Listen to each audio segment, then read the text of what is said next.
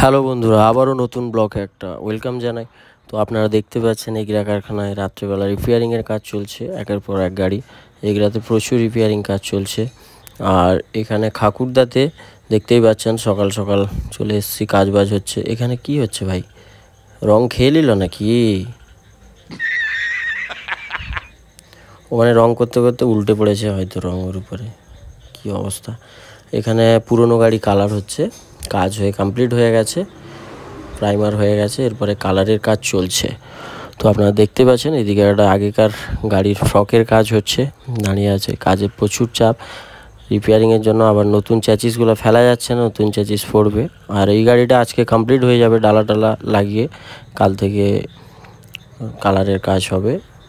আর দেখতেই পাচ্ছেন ডালা উঠে গেছে। আর এখানে বিকেলবেলা রিপেয়ারিং কাজগুলো চলছে, ওদিকে নতুন গাড়ি রেডি হচ্ছে। আর এখানে সেলফের কাজগুলো হচ্ছে, গাড়িতে যে সেলফগুলো লাগানো হবে। আজকে সকাল থেকে মোটামুটি 3-4খানা গাড়ি অর্ডার হয়েছে। অনেক দূর দূর থেকে মানুষেরা এসে গাড়ি অর্ডার দিয়েছেন, কেশপুর, ঘাটাল, নন্দীগ্রাম সহ। এখানে স্টিকারটা লাগানো হবে পুষ্পাবইয়ের। আর নতুন গাড়িটা দেখতেই পাচ্ছেন লাইটের কাজটা কিভাবে কি করা আছে চারিদিকে। তো এই দাদা এক্সট্রা কিছু লাইট লাগিয়েছেন আমাদের দোকান থেকে নিয়ে।